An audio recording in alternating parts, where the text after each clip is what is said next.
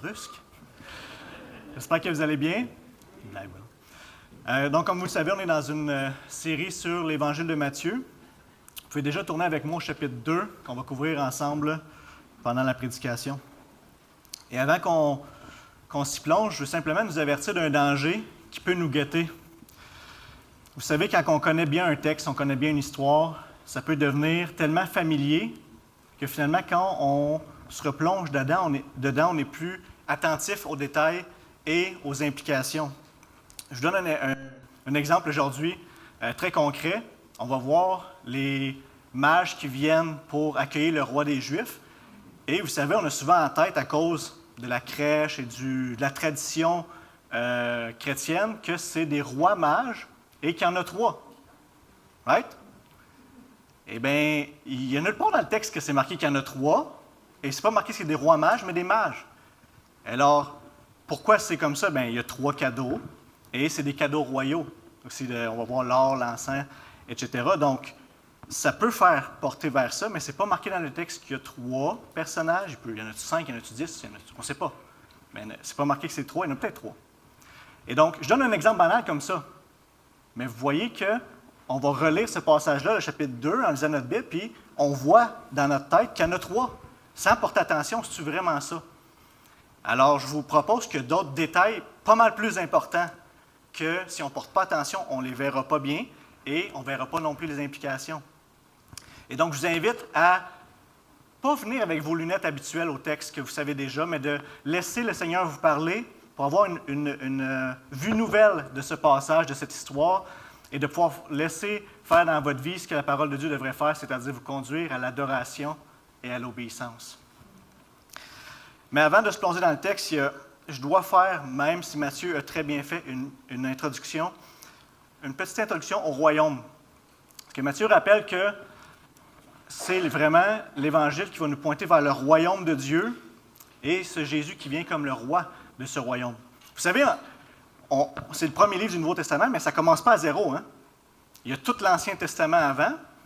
Et comme c'est la révélation de Dieu, il n'y a rien qui est au hasard ou qui vient de nulle part. C'est toutes des choses qui se suivent, qui sont cohérentes et que Dieu fait arriver. Et quand on arrive dans Matthieu, on doit avoir une bonne compréhension de c'est quoi ces choses-là. Et là, j'ai oublié ma gourde d'eau. Je ne sais pas si Matt, tu pourrais me l'apporter, s'il te plaît. Ça va être important. Et donc, ce matin, pour retirer toute la richesse de notre passage,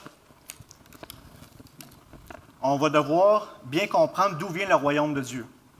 Je vais apporter des points, des concepts quand même assez complexes, mais restez bien avec moi, ça va s'expliquer au travers du passage. Donc, le royaume de Dieu, c'est le plan de Dieu initial. Okay? On revient au tout début de la Bible, Genèse 1. Dieu, le roi de l'univers, crée la terre et mais il crée Adam, l'homme, qui est pour représenter la seigneurie de Dieu dans l'univers. Adam est un petit roi sur la terre pour représenter la seigneurie de Dieu sur la terre. Donc, à ce moment-là, on a le royaume de Dieu. Dieu avec son peuple sur la terre, en parfaite harmonie avant que le péché rentre dans le monde. Et on voit en Genèse, en Apocalypse 21-22, c'est comme ça que ça termine. Dans la nouvelle création, Dieu qui est avec son peuple sur la terre, et donc le plan n'a pas changé. Et tout ce qui se passe entre Genèse 1, 2, à Apocalypse 21-22 doit être vu à la lumière de cette réalité-là. C'est ce que Dieu est en train de faire, d'instaurer son royaume qui a été gâché par l'homme et le péché, et qui est en train de réinstaurer. OK? Comment ça fonctionne? Je l'ai écrit ici. Adam, c'est le roi au début. La terre, c'est le royaume. Il y a un échec quand Adam et Ève pêchent. Ils sont éjectés du royaume. Et ce que Dieu va faire, c'est reprendre des individus ou un collectif pour ramener ce royaume-là. Et donc, en Adam, on avait l'humanité au départ. Suivez-moi. Ensuite, Dieu va reprendre avec Noé. Vous vous rappelez, le déluge, un jugement sur l'humanité, et Dieu repart l'humanité avec Noé. Il redonne les mêmes commandements qu'il avait donnés à Adam, de se multiplier, de soumettre la terre, et d'amener le royaume finalement. Et vous le savez comme moi que ça l'a échoué aussi parce que Noé était aussi pécheur. Et donc, Noé était une sorte de nouvel Adam. Ça échoue, Dieu revient avec Abraham après Babel pour repartir encore une fois une nouvelle humanité. Mais cette fois-ci, il ne fait pas juste dire « multiplie-toi et soumets la terre ». Il va entrer en alliance avec lui, il lui promet que lui va être avec lui pour faire ce qu'il lui demande. Je vais te multiplier, je vais te donner le pays. Okay? Et c'est là, pour ça que ça va pouvoir changer avec Abraham. Donc, ce n'est pas juste un commandement, mais une promesse que Dieu fait à Abraham, qui est lui aussi un nouvel Adam, une nouvelle humanité. Abraham a Isaac, Isaac a Jacob, Jacob a les 12, qu'on se connaît sous le nom du peuple d'Israël. Et c'est ça que c'est important, il faut qu'on comprenne qu'Israël, c'est quoi ultimement? C'est un nouvel Adam. Le peuple en corporatif, tout le peuple en lui-même est Adam, l'humanité. OK? Pour rétablir le royaume de Dieu, qui est, comme Israël, une petite humanité, microcosme, pour l'amener dans le pays de Canaan comme une petite terre, et pour s'étendre par la suite sur toute la terre, comme c'était le plan initial, comme on voit l'Apocalypse qui arrive. OK? Et on sait qu'est-ce qui est arrivé? Il y a eu un échec. Ça n'a pas réussi. C'est là que c'est important. Jésus arrive sur scène. Jésus, il n'arrive pas de nulle part. On l'a vu, Matthieu l'a expliqué, c'est un descendant on a vu tout, de David, de Judas et jusqu'à Abraham. Et Luc va reculer aussi jusqu'à Adam et Dieu. Okay? Quand Jésus arrive, c'est un Juif. Il fait partie du peuple d'Israël. Et il est celui qui devait venir. Mais pas juste, comme on connaît bien, le Messie, mais c'est le véritable Adam. Et si on comprend bien qu'Israël, c'était Adam, eh bien Jésus qui vient comme le nouvel Adam, il vient aussi, pas remplacer, mais accomplir ce que Adam n'a pas fait et ce qu'Israël n'a pas fait. Okay? Et là, vous êtes peut-être en train de m'écouter et de dire, mais pourquoi il nous dit ça? Je vous garantis que c'est super important pour le chapitre 2 de Matthieu. Suivez-moi. Et donc, même principe, on a le roi qui vient, nouvel Adam, et encore une fois, c'est la terre qui est l'endroit du royaume où Dieu va habiter avec son peuple. Le plan n'a pas changé, et on sait que ça va être connu sous le nom, j'ai mis NC pour Nouvelle Création. Okay? Ensuite, Jésus va créer son Église, qui est son corps, et qui va être le vrai Israël, le peuple du royaume. Et c'est encore le même mandat de remplir la terre, c'est ce qu'on va voir dans l'Évangile au chapitre 28, où Jésus, ressuscité comme le premier-né de la nouvelle création, va envoyer ses disciples faire quoi? Aller annoncer à toutes les nations, multipliez-vous comme Adam était supposé faire, et pas par des naissances naturelles, mais par les nouvelles naissances, et donc apporter le royaume de Dieu par l'Évangile. Donc, on wrap ça. Matthieu nous apporte que Jésus va refaire l'histoire d'Israël. OK? Jésus vient, qu'est-ce qui arrive? Dans le chapitre 2, on va voir, il s'en va en Égypte, il ressort d'Égypte. Il va refaire ce qu'Israël a fait, mais en obéissant et en étant parfait. Là où Israël a échoué, lui va réussir. On va voir par après qu'il va être tenté dans le désert, pareil comme Israël, okay? Avec les mêmes tentations, mais lui va réussir là où eux ont échoué. Parce qu'il devait avoir un fils obéissant, un Adam ou un Israël, qui est aussi appelé fils, je vais y revenir tantôt, qui réussisse, qui accomplisse l'alliance de Dieu pour qu'on puisse avoir le royaume de Dieu qui vienne. Après avoir eu les tentations et aussi le fait qu'il va se faire baptiser dans le jardin pour s'identifier au peuple, comme ils ont traversé le Jourdain aussi pour rentrer dans le pays promis, et il rentre dans le pays promis faire son ministère, conquérir le pays en chassant les démons, etc. Il va choisir 12 apôtres. Ce n'est pas un chiffre au hasard. Pourquoi 12 apôtres? 12 tribus d'Israël. Il reconstitue en eux une nouvelle humanité, l'humanité du royaume. Et ensuite, en déversant l'Esprit sur eux, il va continuer de créer son Église avec tous les Juifs et non-Juifs qui croient pour s'intégrer au vrai Israël en lui-même. Il est Israël. C'est lui qui apporte le royaume de Dieu. Donc, je vais tenter de vous le démontrer pendant la prédication, mais juste partager certains passages avec vous pour vous le montrer avant qu'on commence. Je vous pose une question pour vous garder avec moi et vous faire travailler.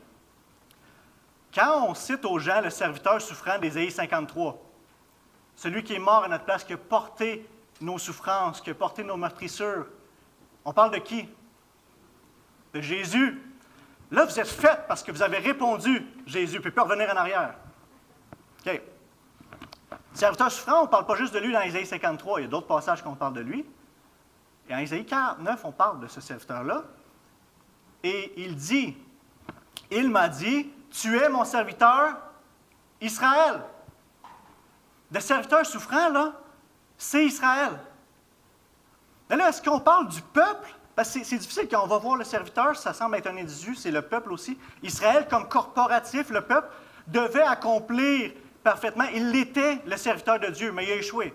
Ça prend donc un bon serviteur qui va faire ce qu'Israël n'a pas fait.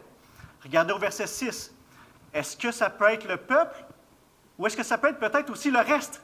Vous savez, il y a toujours eu un reste fidèle que Dieu gardait pour accomplir ses promesses. Un reste fidèle d'Israël. Est-ce que c'est lui, le serviteur? Verset 6.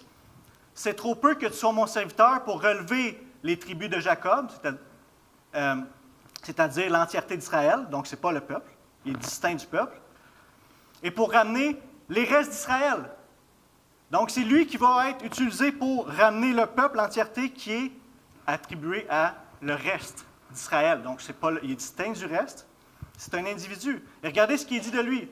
« Je t'établis pour être la lumière des nations, pour apporter mon salut jusqu'aux extrémités de la terre. » C'était le rôle d'Israël de faire ça. C'est maintenant le rôle de Jésus. Et devinez qui cite ça? Paul. Acte 13, il se l'attribue à lui-même. Pourquoi? Il complète l'œuvre de Christ. Et maintenant, c'est qui? C'est nous, l'Église. C'est notre rôle. L'Église, d'être une lumière pour les nations, d'accomplir le rôle d'Israël. Pourquoi? Parce qu'on est en Jésus-Christ, le véritable Israël. OK? Pas certain? Galates 3,16. Or, les promesses ont été faites à Abraham et à sa descendance. Là, nous, comme Québécois, on lit ça et on dit, bien, sa descendance, c'est toutes les personnes qui viennent d'Abraham. Il n'est pas dit « et aux descendances », comme s'il s'agissait de plusieurs, mais c'est d'une seule qu'il s'agit à ta descendance, c'est-à-dire Christ. La descendance d'Abraham, c'est Jésus. Tous ceux qui font partie de la promesse d'Abraham en étant sauvés par la promesse et qui sont la descendance d'Abraham spirituelle, c'est parce qu'ils sont en Jésus, la seule descendance d'Abraham. Pas certain? Romains 9. Quand Paul est dans son fameux passage difficile, Romains 9 à 11, vous parlez de pourquoi Israël ne croit pas, qu'est-ce qui se passe avec eux? Il dit, c'est pas que Dieu est infidèle, c'est pas que la parole de Dieu soit sans effet, non, car ceux qui sont issus d'Israël ne sont pas tous Israël. Mais c'est clair. Et bien qu'ils étaient la descendance d'Abraham, ils ne sont pas tous ses enfants. Au contraire, il est dit, c'est par Isaac qu'une descendance se sera assurée. Cela signifie que ce ne sont pas les descendants simplement biologiques qui sont les enfants de Dieu, mais que ce sont les enfants de la promesse qui sont considérés comme sa descendance. Les enfants de la promesse qui sont considérés comme sa descendance, dans la seule descendance qu'on vient de voir dans le verset précédent, en Christ. OK? Introduction, c'est important. Prions. Seigneur, je te prie de fortifier mes frères et sœurs ce matin pour d'ouvrir nos cœurs, notre intelligence, qu'on puisse être à l'écoute, qu'on puisse entendre ta parole réellement. C'est un passage bien connu, mais qui est tellement profond et lourd de sens. Parle-nous en Jésus. Amen.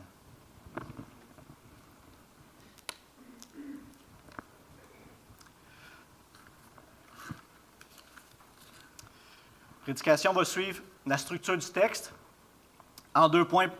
Le premier, le vrai roi.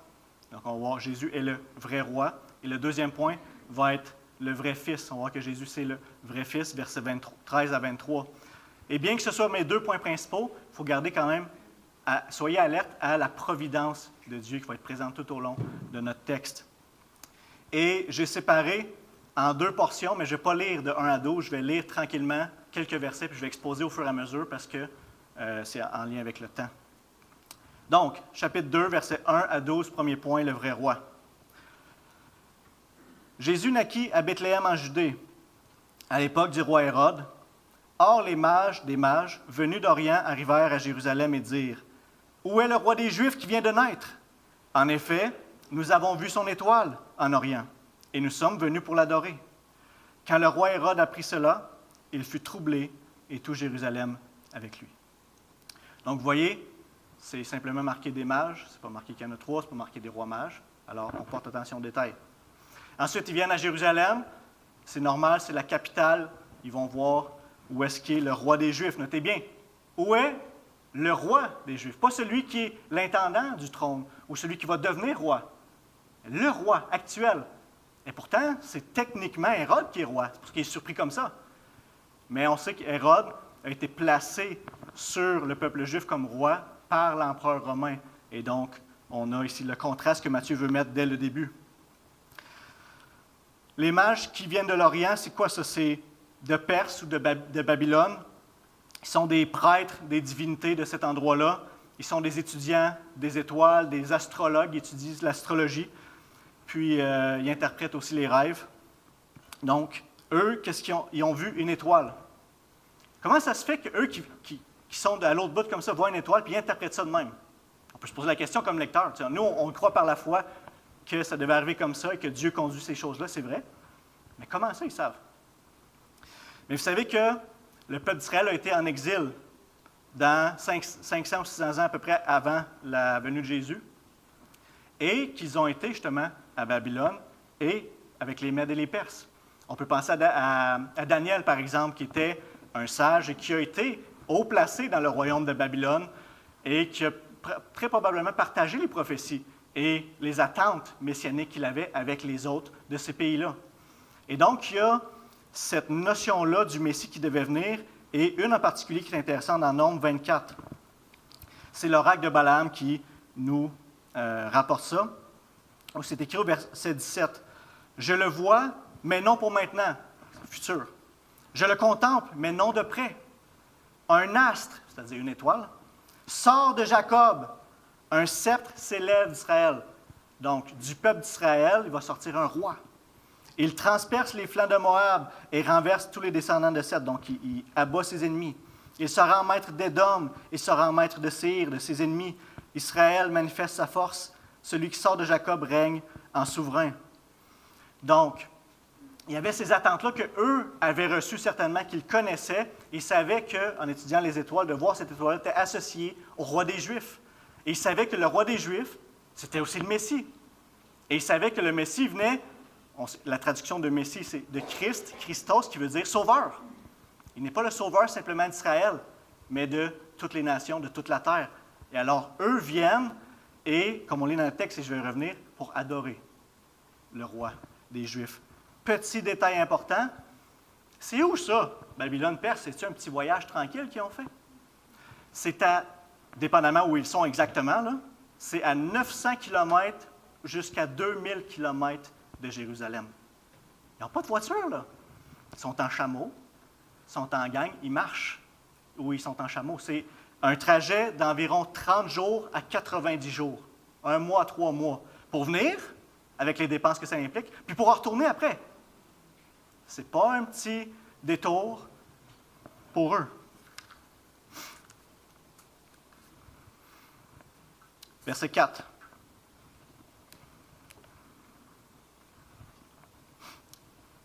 Hérode rassemble tous les chefs des prêtres et spécialistes de la loi que comptait le peuple et leur demanda où le Messie devait naître. Ils lui dirent « À Bethléem en Judée, car voici ce qui a été écrit par le prophète.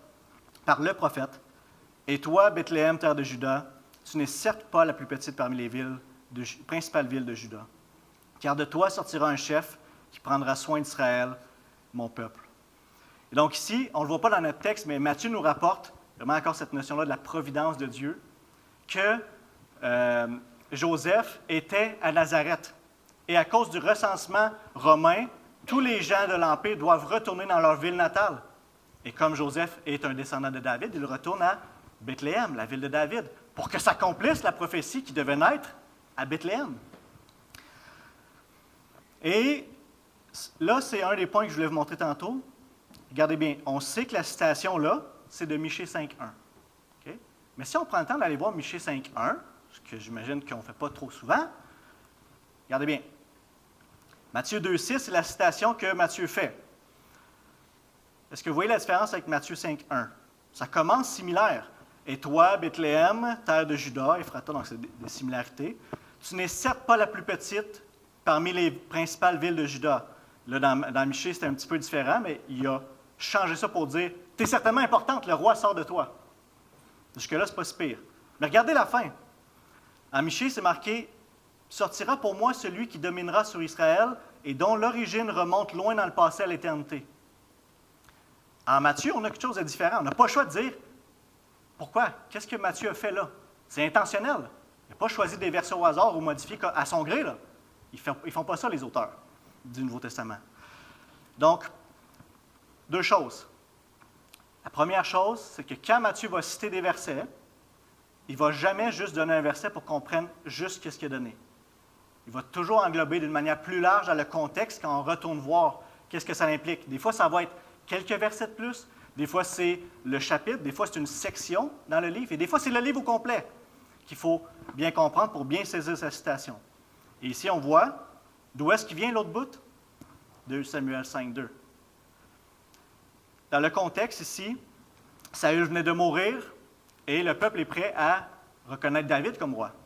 Auparavant, déjà, lorsque Saül était notre roi, c'était toi qui faisais partir Israël en campagne et qui l'en faisait revenir. Il parle de David. L'Éternel t'a dit, c'est toi qui prendras soin de mon peuple, Israël, et qui deviendra son chef. C'est ce que Matthieu citait là. Pourquoi est-ce qu'il joint ces deux citations-là? Juste pour prouver son point d'une certaine manière? Non. C'est qu'il veut, encore une fois, recogner le clou sur le fait que le Messie, c'est le roi davidique, le descendant de David dans le contexte. Et qu'on puisse voir la scène qui se répète dans l'histoire. Si Dieu est pleinement souverain et providentiel, il fait arriver des choses dans l'histoire qui vont se répéter. Et ce n'est pas un hasard, ce n'est pas une coïncidence. À cette époque-là, on voit le roi qui était illégitime, Saül, qui avait été élu par le peuple rebelle, et non ce que Dieu voulait. Et ensuite, il meurt, et là, c'est le roi que Dieu a établi, le oint de Dieu, qui vient, David, à être établi comme roi sur le peuple. Et donc, Matthieu veut qu'on voit ce qui est en train de se passer avec David, à la lumière de ces événements-là, que le véritable roi va prendre la place du roi illégitime.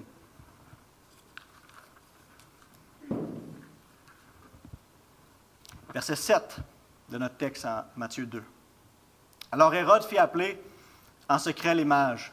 Il s'informa soigneusement d'auprès d'eux du moment où l'étoile était apparue, puis il les envoya à Bethléem en disant « Allez prendre des informations exactes sur le petit enfant. Quand vous l'aurez trouvé, faites-le moi savoir, afin que j'aille moi aussi l'adorer. » On voit ici la conspiration d'Hérode qui, comme on va le voir plus loin dans le passage, veut faire mourir l'enfant parce qu'il veut garder son titre de roi. Et donc, ce n'est pas sans faire écho à Saül qui voulait tuer David. Donc, même principe. Pourquoi? Pour garder sa lignée de roi.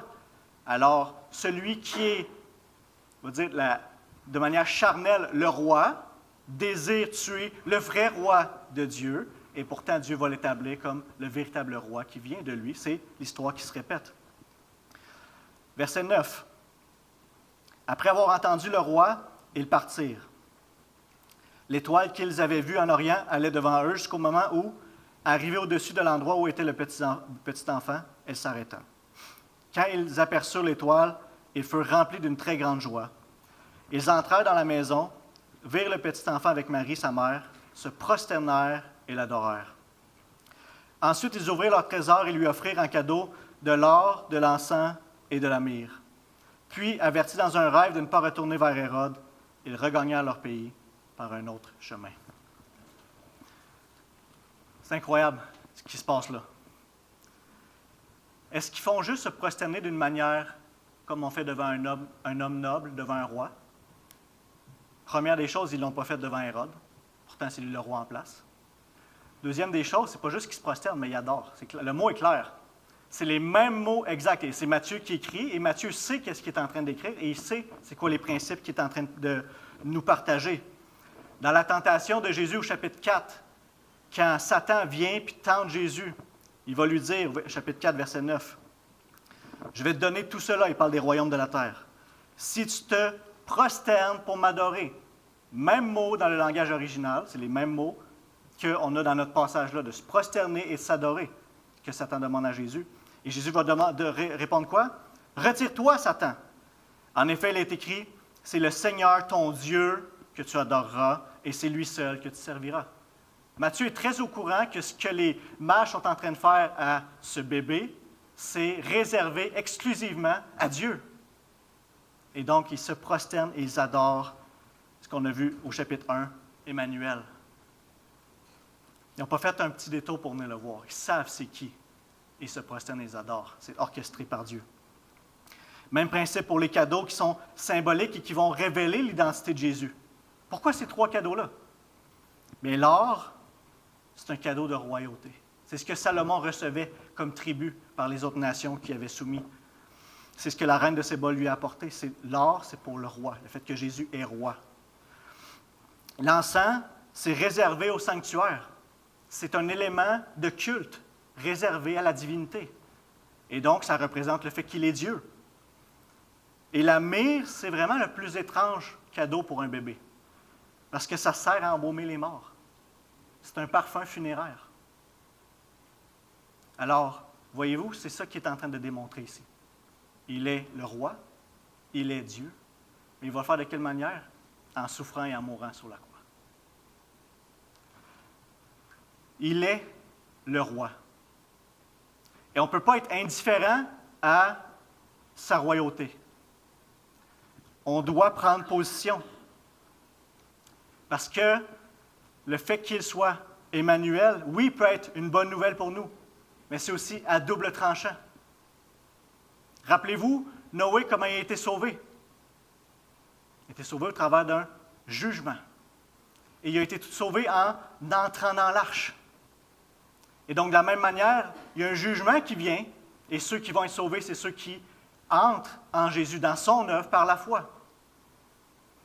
Et donc, si Jésus n'est pas Seigneur pour toi dans ta vie, en ce moment, ce matin, s'il est comme un autre homme, s'il apporte des bons principes comme Bouddha ou comme Gandhi, eh bien, il s'est révélé être le maître de l'univers, être Dieu incarné. Qui il est appelle à une obéissance, à une soumission totale. Et son message du royaume, c'est « Je suis roi et je meurs pour mes citoyens sur la croix ». Pourquoi? On dit au Québec ici qu'on n'est pas parfait, qu'on fait des erreurs, qu'on est humain. Ce que le roi nous dit, c'est « T'es pécheur ». Et tes péchés sont-ils graves? C'est eux qui ont cloué le Seigneur de gloire sur la croix. Et tu peux être sauvé. En ce moment, il tend la main, ce Seigneur, pour que tu puisses aller à lui et être sauvé par la foi en son sacrifice.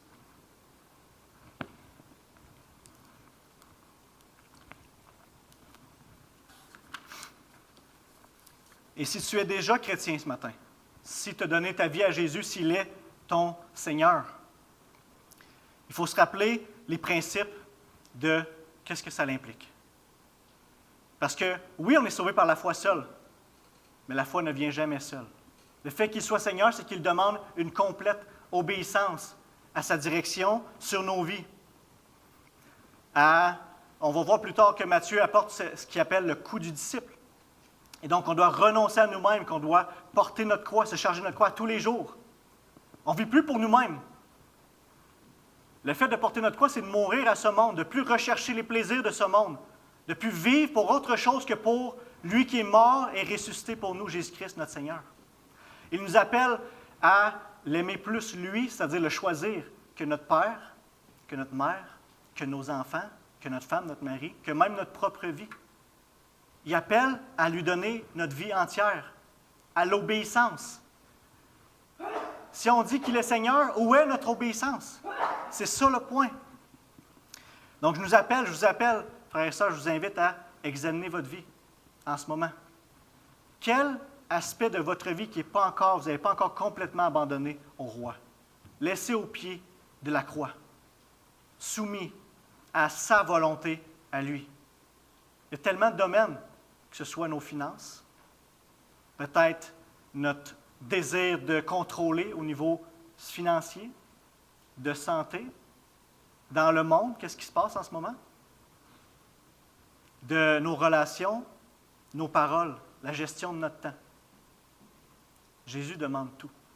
Quand on comprend qui il est, réalisez-vous que ces mages païens de l'Orient ont fait 1 mois à 3 mois de voyage, aller-retour, pour venir se prosterner, lui donner des cadeaux, puis repartir? Quand on comprend qui il est digne de tout. Il n'y a aucun sacrifice trop grand pour lui. À quoi ça sert, ultimement, de vivre pour nous? Rien. On vit pour plus grand que ça.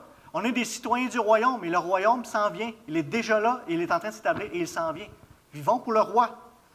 Et je ne dis pas ça pour condamner ce matin, à se flageller. Ah non, je ne vis pas assez pour Jésus. Non. Il n'est pas mort sur la croix pour toi, pour te regarder avec des yeux choqués parce que tu ne vis pas assez pour lui. Mais il t'aime. Il vient vers toi constamment, te rappeler à lui. C'est le mieux pour toi de vivre pour lui. Au contraire, des fois, on perd un peu notre flamme. On se laisse étourdir par les soucis de la vie, le chaos un peu dans lequel on vit, la fatigue, les obligations. Et on commence à vivre un peu comme automatique en perdant notre premier amour. Mais c'est un appel à revenir à lui, ce roi humble qui est mort pour nous et qui est digne de notre vie.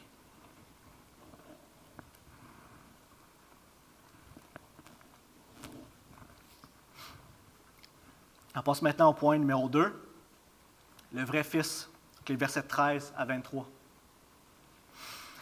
Lorsqu'ils furent partis, un ange Seigneur apparut dans un rêve à Joseph et dit, « Lève-toi, prends le petit enfant et sa mère, fuis en Égypte et reste-y jusqu'à ce que je te parle, car Hérode va rechercher le petit enfant pour le faire mourir. » Joseph se leva, prit de nuit le petit enfant et sa mère et se retira en Égypte.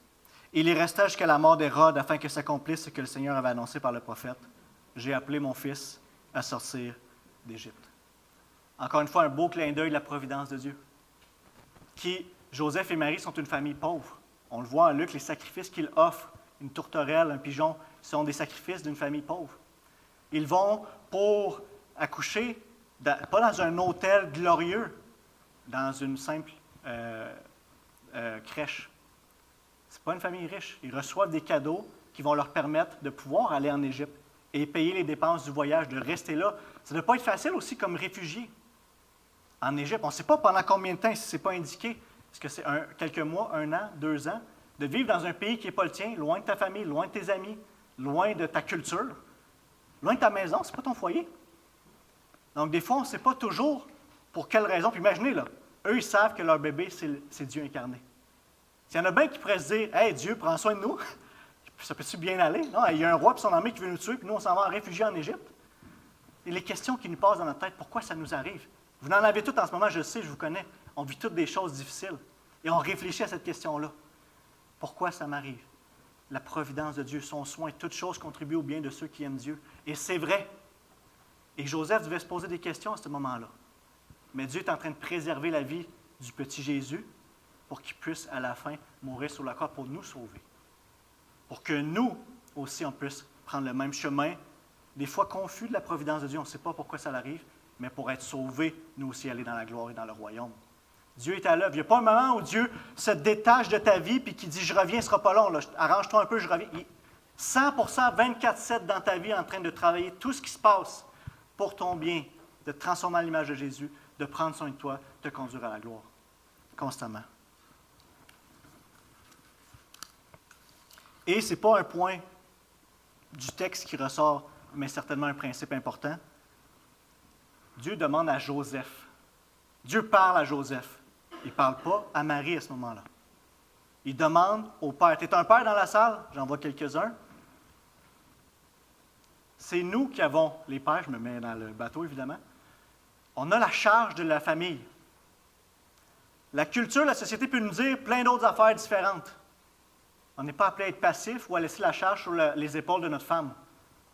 Dieu va nous demander à nous la charge quand on va le rencontrer, de redevabilité, d'avoir pris soin de notre femme et de nos enfants, à la fois physique pour la protection, pour l'amour, mais aussi spirituel pour la direction qu'on doit donner. C'est à nous, messieurs, que la charge revient. Et maintenant, si vous n'êtes plus là, revenez, parce que ça va être important. Suivez avec moi. Je sais que c'est complexe, je vais aller doucement. Matthieu cite Osée 11, 1. Là. Okay? Et il dit, j'ai appelé mon fils à sortir d'Égypte. C'est ça pour que ça s'accomplisse. Et quand on va dans le... Là, on se dit, ben oui, Jésus, c'est le Fils de Dieu. Il l'envoie là, il sort. Et là, on se dit, pourquoi Matthieu cite Osée 11, 1? Est-ce que c'est juste un texte pour prouver ce qui est en train de se passer? Qu'est-ce qui se passe dans le contexte? Osée 11, 1. Quand Israël était jeune, je l'aimais, et j'ai appelé mon fils à sortir d'Égypte. Comment il peut dire ça de Jésus C'est dans le contexte d'Israël. Dans le contexte, ce n'est même pas une prophétie.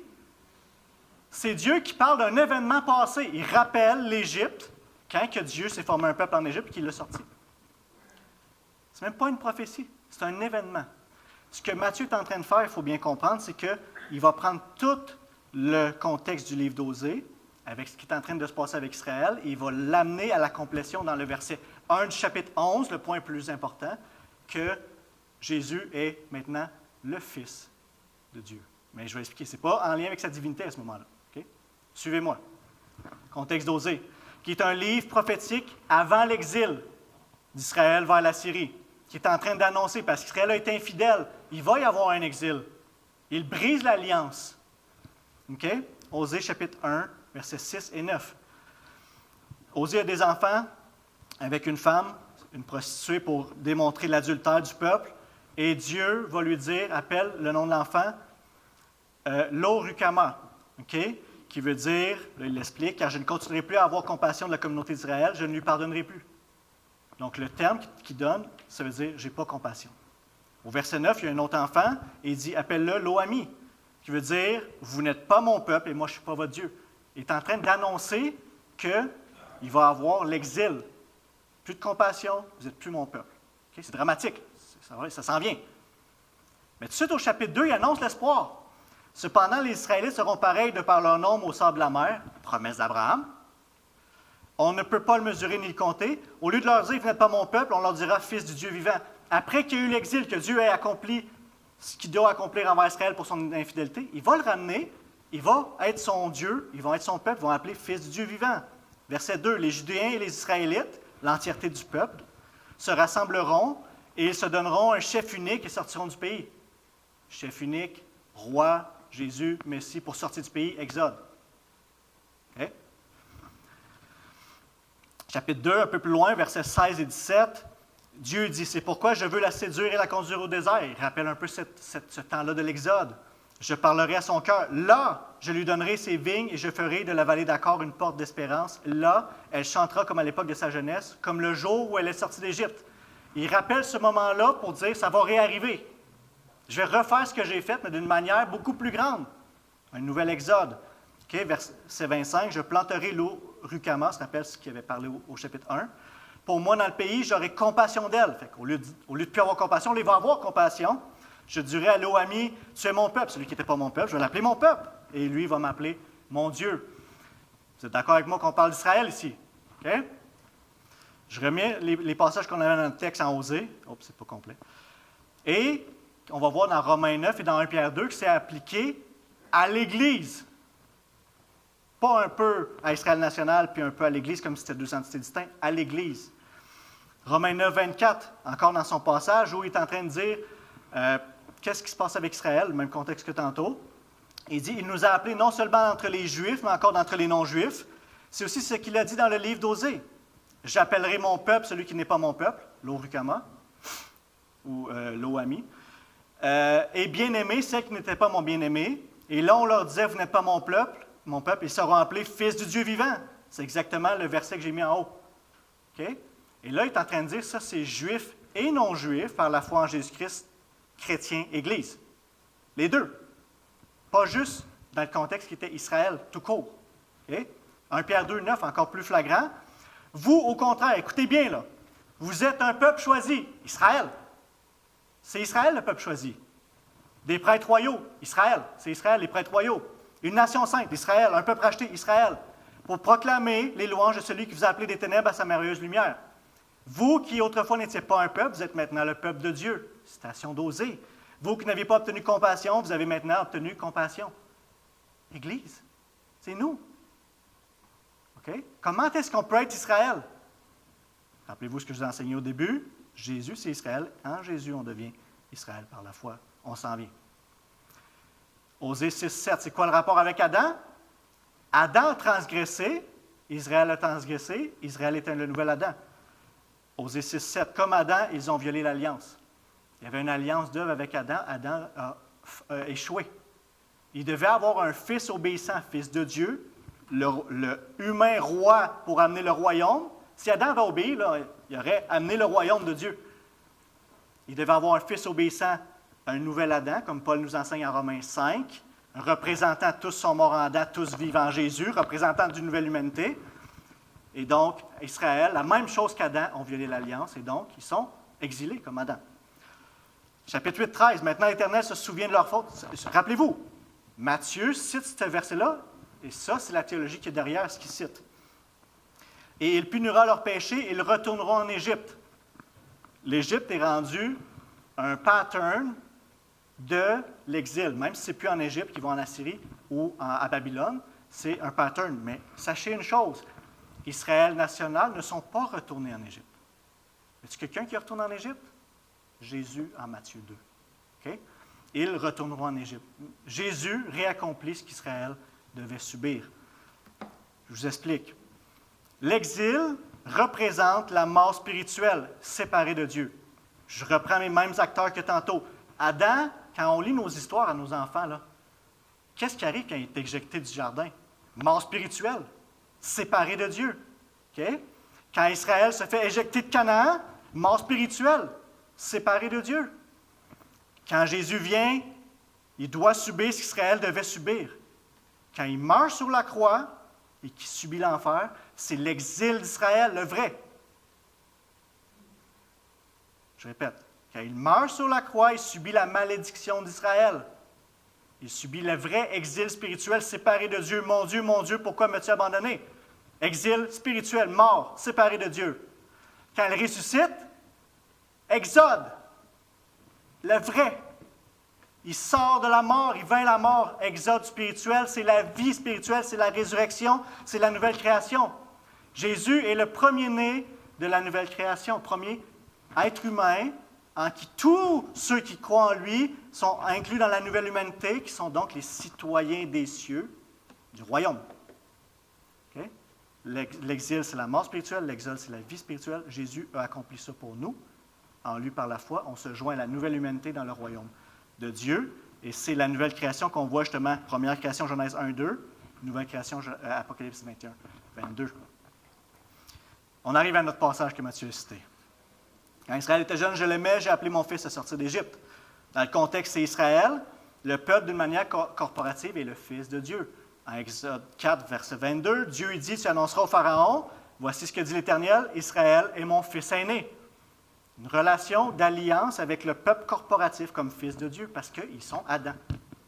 Okay? Et Jésus vient être ce fils obéissant, fidèle, qui remplit ce qu'Israël n'a pas fait, et donc qui va amener le royaume de Dieu, et que nous, par la foi, on est greffés à Christ pour rentrer dans cette nouvelle création-là. Si quelqu'un est en Jésus-Christ, il est une nouvelle création. Est-ce que ça fait du sens ce que je dis? On va aller voir un peu plus loin dans le même chapitre. Ils suivront l'Éternel qui rugira comme un lion, car il rugira. Les enfants accourront de la mer, ils accourront de l'Égypte, pareil à un oiseau, et de la Syrie, pareil à une colombe. Je les ferai habiter dans leur maison, déclare l'Éternel. Nouvel exode en vue. Pourquoi est-ce que Osée 700, chapitre 11, parce qu'il dit qu'il va avoir la même chose qui est arrivée. Un exil, il va avoir un exode. Donc, le nouvel exode arrive, qu'est-ce que ça l'amène? Résurrection. Qu'est-ce que ça l'amène? Nouvelle création. Est-ce que je dis n'importe quoi? Chapitre 13, chapitre 14. Je l'ai libéré du pouvoir. Je suis encore dans le même livre. Hein? C'est juste suivre les idées qu'Osée apporte. Je l'ai libéré du pouvoir du séjour des morts. Je l'ai rachèterai de la mort. Regardez ça, c'est ce que Paul cite pour la résurrection de nos corps glorifiés. Mort, où est ton fléau? Séjour des morts, où est ton pouvoir de destruction? Résurrection avec l'exode. Osée 14, nouvelle création. Je serai comme la rosée pour Israël, il fleurira comme le lys, il poussera des racines comme les cèdres du Liban. Ses rameaux s'étendront, il aura la splendeur de l'olivier et la splendeur du Liban. En apportant le royaume, il y a la nouvelle création, déjà pas encore commencée en Jésus, avec la guérison, avec nous qui naissons de nouveau, résurrection spirituelle, mais pas encore, parce que même si Jésus règne, on ne le voit pas pleinement et il n'est pas encore pleinement consumé.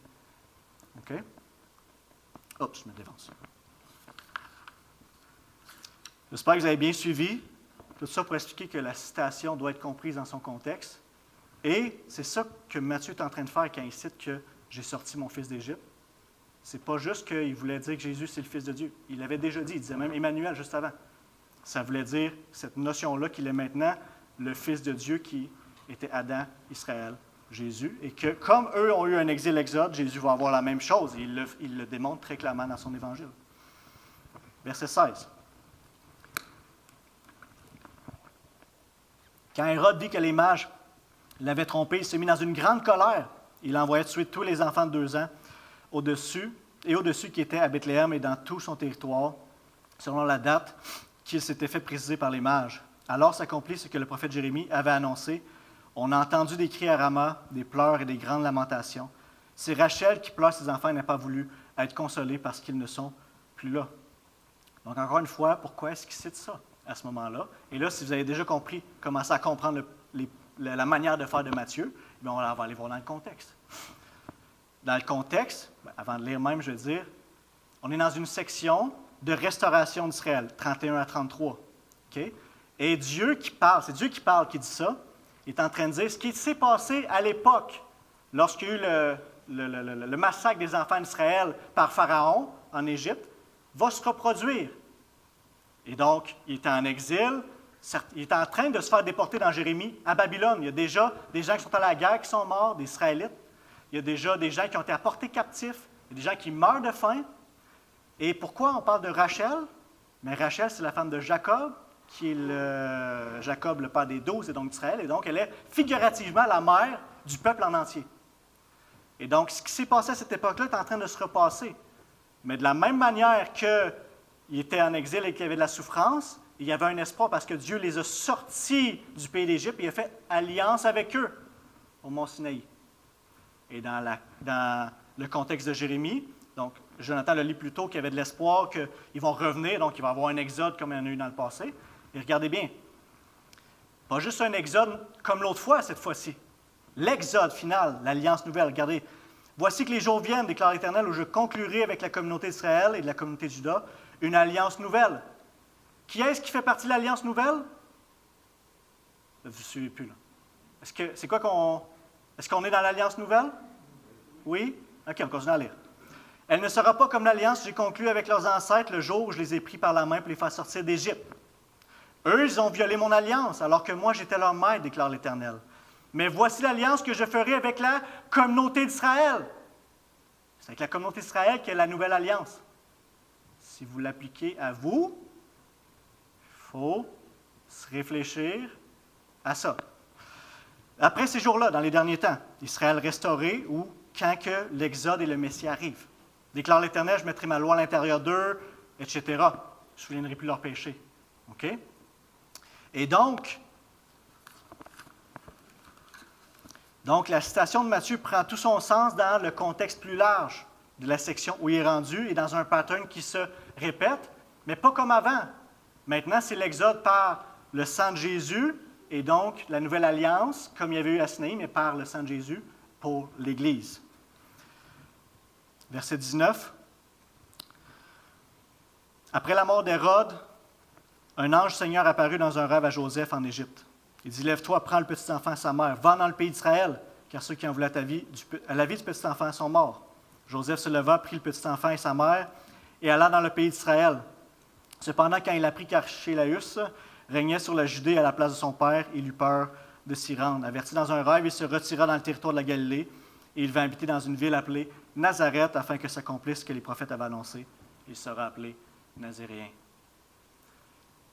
Il n'y a aucune place dans l'Ancien Testament où le Messie est appelé Nazaréen.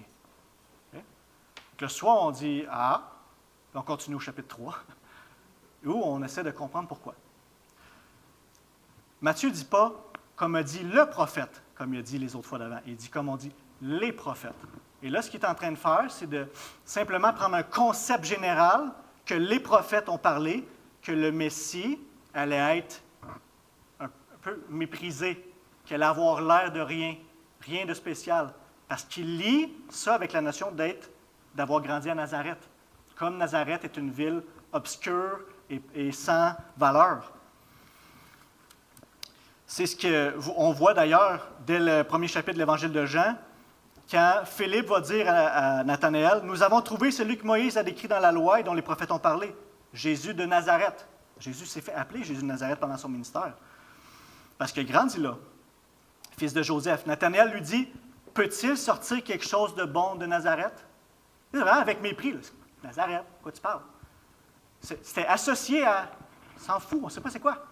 Bethléem, peut-être, c'est la ville du roi David. Jérusalem, c'est la capitale. Oui. Nazareth. Mais où est-ce que Matthieu voit ça dans l'Ancien Testament, ces passages-là? Bien, Ésaïe 53, on a parlé tantôt du serviteur souffrant. Regardez la description. Il n'avait ni beauté, ni splendeur propre à attirer nos regards. Son aspect n'avait rien pour nous plaire. Méprisé et délaissé par les hommes, homme de douleur, habitué à la souffrance. Il était pareil à celui face auquel on tourne la tête. Nous l'avons méprisé, nous n'avons fait aucun cas de lui.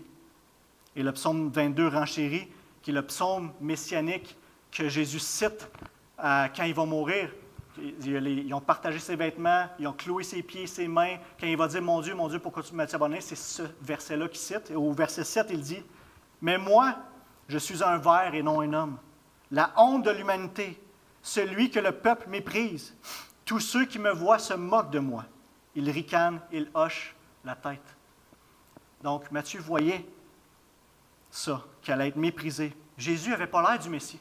Les gens avaient de la misère à croire. « Tu es un homme ordinaire, fils de Joseph. » Même sa famille était comme « On a grandi avec toi. Tu es un charpentier de Nazareth. » Il était méprisé. Il n'était pas reçu. Et il n'est pas venu comme un conquérant militaire, mais comme un humble serviteur. Il n'avait pas l'air conquérant, au contraire. Il est mort sur une croix romaine. Mais c'est là toute la beauté de l'Évangile. C'était son objet qu'il allait conquérir avec. Cette glorieuse croix où il a éliminé Satan, la mort, où il a racheté nos péchés pour nous. C'est ça qu'il faut que nous, comme chrétiens, on a eu la chance, la gloire, pas la chance, mais le privilège de voir et de comprendre. Réalisez-vous, frères et sœurs, que le vrai Fils de Dieu, le Roi, est mort pour ses sujets, pour nous, afin que nous, on puisse devenir citoyens du royaume des cieux, frères de ce Roi, enfants de Dieu, héritiers du royaume. Amen. Quel merveilleux Sauveur et Seigneur on a, qui est digne de notre vie et que notre vie reflète sa seigneurie et qu'on lui remette l'affection, l'adoration, le service qui lui est dû, la crainte et l'honneur. Prions ensemble.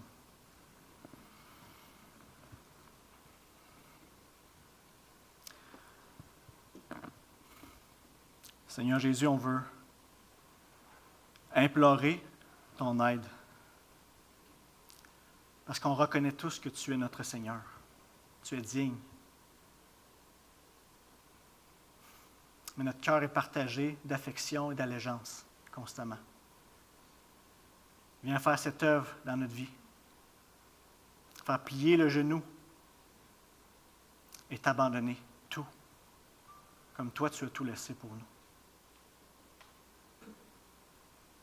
Tu es le roi des rois. Notre roi. Seigneur, je te prie d'amener dans cette Église à Bécancour un témoignage que tu règnes. Un témoignage dans nos vies personnelles, dans nos couples, dans nos familles, dans notre voisinage à Saint-Angèle. Partout où on va être avec la bannière que tu es roi, avec une attitude et un comportement, un caractère qui te ressemble et qui t'annonce jusqu'à ce que tu reviennes régner pleinement. Amen. Bonne semaine.